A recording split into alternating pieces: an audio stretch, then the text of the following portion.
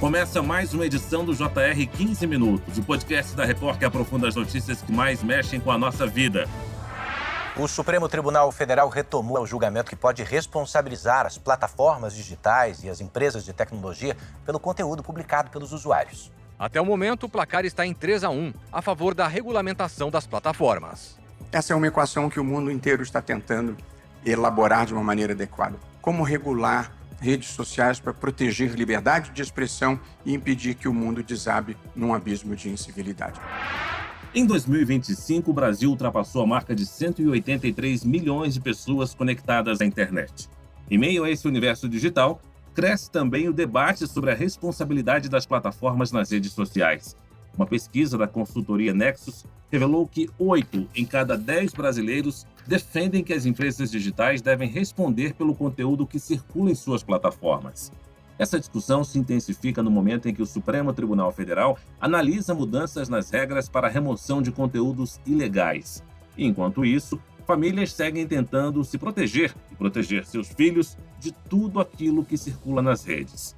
As plataformas devem ser responsabilizadas mesmo sem decisão judicial? O que pensam os brasileiros sobre liberdade de expressão e moderação de conteúdo? E como o julgamento do STF pode mudar o funcionamento da internet no país? Para ajudar a entender esse cenário, nós convidamos o Felipe Medon, especialista em Direito Digital e professor de Direito Civil na FGV Direito Rio.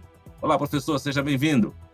Olá, Fara. Grande alegria estar aqui com vocês novamente para a gente discutir esse tema tão importante. Também participa dessa edição o repórter Felipe Brandão, do Jornal da Record. Ô Felipe, a preocupação, principalmente de pais, é crescente sobre o conteúdo publicado nas redes sociais, pelo que a gente imagina, né? Esse ambiente sem controle gera muito receio nas famílias? Oi, Fara. Oi, doutor Felipe, tudo bem? Bom, Fara, é isso mesmo. Prova disso é que a pesquisa Nexus mostra que quase 80% dos brasileiros apoiam a regulamentação das plataformas digitais e 64% acreditam que isso ajudaria no combate à desinformação e ao discurso de ódio.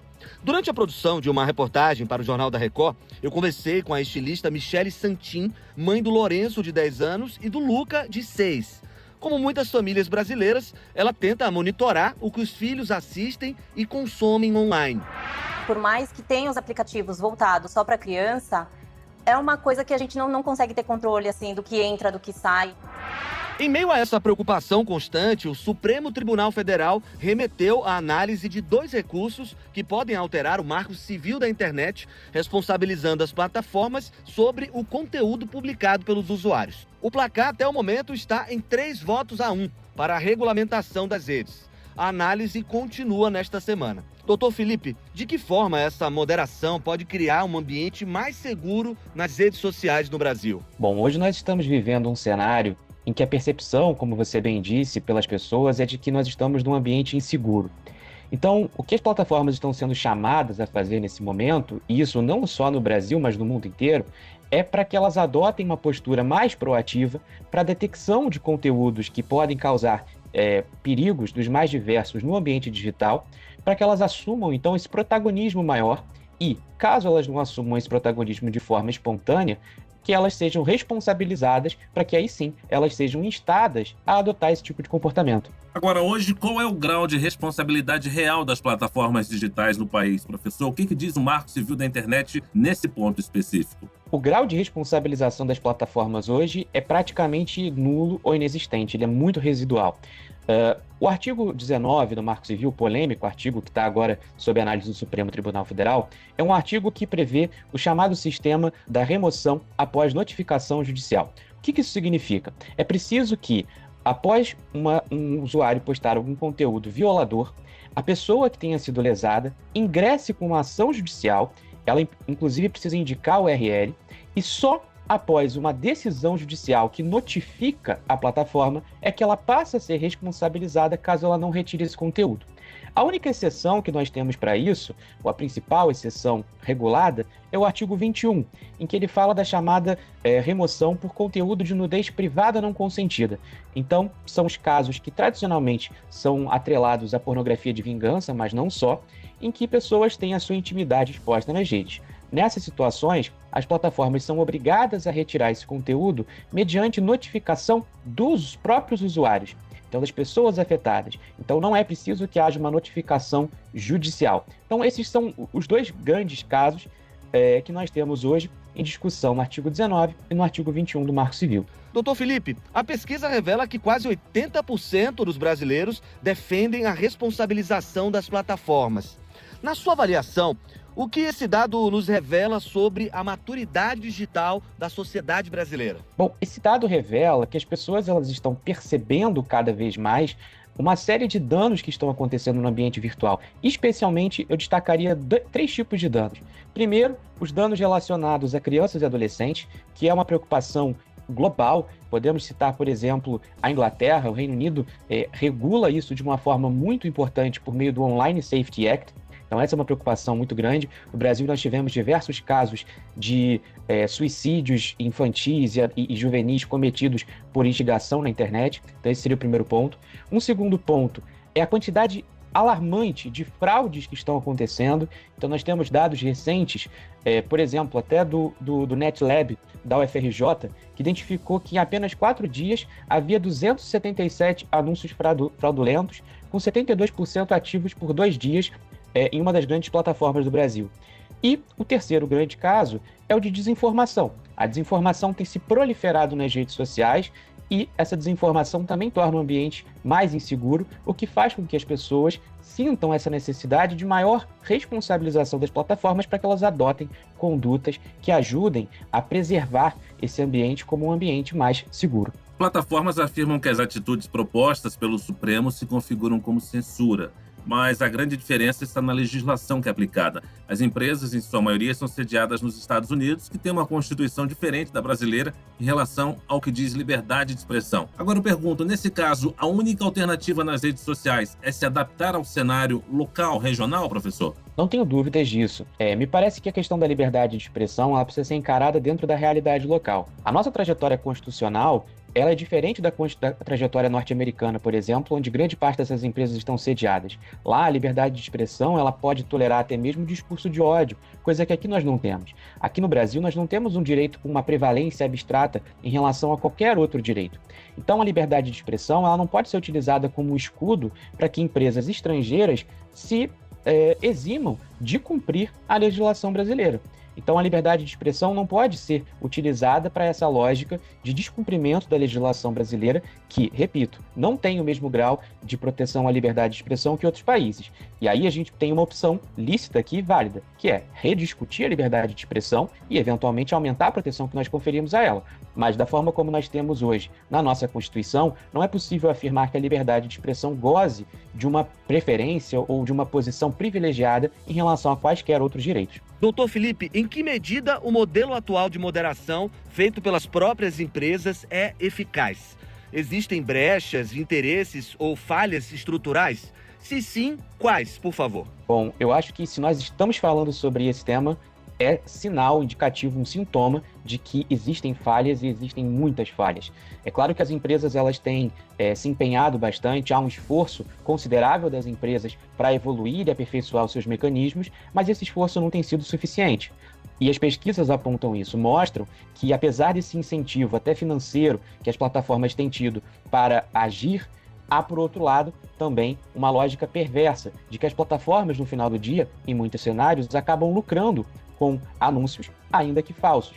Então, é preciso que as plataformas sejam mais ativas nessa campanha que elas estão realizando para a remoção de conteúdos que são ilícitos de forma proativa, ou seja, antes que haja qualquer tipo de notificação. E para isso tem que ter mais investimentos, especialmente na moderação feita pelos algoritmos, que são falhos, e também na participação de seres humanos que podem ajudar a corrigir eventuais erros cometidos pelos algoritmos de inteligência artificial, que, como nós vimos, eventualmente podem cometer falhas de detecção muito simples. É possível apontar as principais falhas existentes nesse processo, professor? Esses algoritmos costumam falhar especialmente na detecção de discurso, regionalismo, linguagem. Então, vou dar um exemplo muito simples. Esses algoritmos não são capazes de entender muito bem contexto. Então, se uma pessoa fala de forma absolutamente jocosa, olha, eu vou te matar porque você não quer fazer tal coisa, mas de forma absolutamente contextual, jocosa, é muito provável que esses algoritmos derrubem esse conteúdo porque interpretem que aquele conteúdo é um conteúdo violador dos seus termos de uso, que acabam funcionando ali como uma grande convenção condominial. Eu costumo utilizar esse exemplo, dizer que as plataformas, elas operam dentro de uma lógica de um condomínio. Elas têm uma convenção de condomínio, que são os seus termos de uso, e, eventualmente, quando elas identificam algo que viole os seus termos de uso, elas retiram. Agora, o perigo está quando as plataformas passam a admitir, sob pretexto de privilegiar a liberdade de expressão, certos tipos de agressões que não são, pelo menos na experiência constitucional brasileira, tolerados. E aí que se torna um problema. Doutor, o que muda na prática se o STF decidir que basta uma notificação extrajudicial para remoção de conteúdos? Isso acelera a moderação, mas também pode abrir espaço para abusos? Como é que se ouviu, por exemplo, aquela divergência aberta pelo ministro André Mendonça na discussão desse tema lá no Supremo? Bom, me parece que, pelo menos a minha visão pessoal sobre o tema, é de que o que se deveria pensar é num escalonamento. Ou seja, não se deveria aplicar uma regra de que se acabe com o artigo 19 totalmente e que se passe a ter a exigência de que as plataformas retirem tudo mediante notificação extrajudicial. Me parece que isso deve se reservar apenas para aqueles casos mais sérios, para aqueles casos em que haja, por exemplo, violações a direitos da personalidade, como a honra, como a imagem. Então, nesses casos, me parece que o Supremo deveria caminhar para reconhecer que as plataformas deveriam agir, tal como já agem hoje, em relação ao conteúdo de nudez privada não consentida.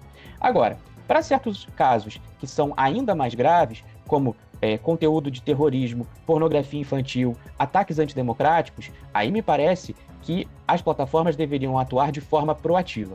E para todo o restante das situações, me parece que as plataformas deveriam agir da forma como já temos hoje no artigo 19, ou seja, mediante uma provocação após decisão judicial, justamente para evitar esse perigo, que de fato é um perigo possível, de que haja um chamado efeito resfriador da liberdade de expressão, ou seja, que as plataformas passem a retirar de forma preventiva, o que se chama também de overblocking, o conteúdo. Agora, nós precisamos também relembrar que, mesmo que uma plataforma retire um conteúdo que é um conteúdo lícito, essa plataforma pode vir a ser responsabilizada por essa retirada indevida. Então, se a pessoa diz alguma coisa que está protegida pela liberdade de expressão, não fere o direito de ninguém, e a plataforma retira, a plataforma pode ser sim responsabilizada por essa retirada de um conteúdo lícito. Então, me parece que, no fundo, exigir essa maior responsabilidade das plataformas só vai fazer com que elas melhorem o serviço que hoje elas prestam. Doutor, quais seriam os impactos para os usuários e criadores de conteúdo se o STF ampliar as hipóteses de responsabilização das plataformas? Bom, no fundo, caso o Supremo... Isso tudo depende do tipo de decisão que o Supremo venha a proferir. Mas me parece que, no fundo, o que o Supremo tem buscado é criar um ambiente mais seguro. Então, no fundo, o impacto que isso pode trazer é tornar o ambiente da internet e das redes sociais um ambiente mais seguro. Agora, sim, existe também, como tem sido apontado, esse risco de que as plataformas, no primeiro momento, adotem uma conduta mais enérgica de retirar muita coisa de forma preventiva. E aí vai ser um trabalho das plataformas ajustarem essa capacidade que elas têm de remoção de conteúdo para que elas não retirem também o conteúdo que é considerado lícito. Porque, se elas retirarem, elas podem ser responsabilizadas, como já são hoje, quando elas retiram de forma ilícita algo que é plenamente lícito. O presidente do Supremo, Luiz Barroso, afirmou que o tribunal não está legislando, mas suprindo a ausência de ação do Congresso. O senhor acredita que uma futura legislação vinda do Congresso Nacional possa ser mais equilibrada que o julgamento do Supremo? Esse é um tema interessante porque, nesse momento, nós estamos diante de um vácuo legislativo. O Congresso Nacional teve a oportunidade de legislar sobre a matéria, o chamado PL das fake news, o 2630. O Congresso decidiu retroceder nessa discussão, paralisar a discussão, e hoje nós não temos um indicativo de que o Congresso vá legislar, pelo menos num ambiente mais próximo. Agora, não legislar é uma opção de regulação. Então, o Congresso, nesse momento, parece entender que o artigo 19 seria a melhor solução. Agora, o que o Supremo está fazendo, no fundo, é agindo diante de um vácuo. E o Supremo está analisando a constitucionalidade de um artigo da legislação. Então, o artigo 19, será que ele é um artigo que está dentro dos limites da Constituição? Será que ele precisa ser interpretado à luz da Constituição? É isso que o Supremo tem analisado. Me parece que se essa legislação vier pelo Congresso, não virá agora, e certamente virá de uma forma talvez mais equilibrada do que o que se está defendendo nesse momento no Supremo, já que existe um vácuo diante da inação do Congresso sobre essa matéria. Muito bem, termina agora a edição 1187 do podcast 15 Minutos. Eu quero agradecer a participação do especialista em Direito Digital e professor de Direito Civil na FGV Direito Rio, Felipe Medon. Professor, muitíssimo obrigado. Obrigado, foi uma grande honra, estou sempre à disposição. Nós agradecemos também a presença de Felipe Brandão, repórter do Jornal da Record. Obrigado, Felipe. Fara, muito obrigado. Agradeço também ao Dr. Felipe pela participação. Esse podcast contou com a produção de David Bezerra e das estagiárias Amanda Fuzita, Isabela Santos e Yasmin Logrado. Sonoplastia de Diego Marcondes. Coordenação de conteúdo, Deni Almeida. Direção editorial, Tiago Contreira. Vice-presidente de jornalismo, Antônio Guerreiro. Você acompanha o JR 15 Minutos no r7.com, nas redes sociais do Jornal da Record e nas principais plataformas de streaming. Te aguardamos no próximo episódio. Até lá!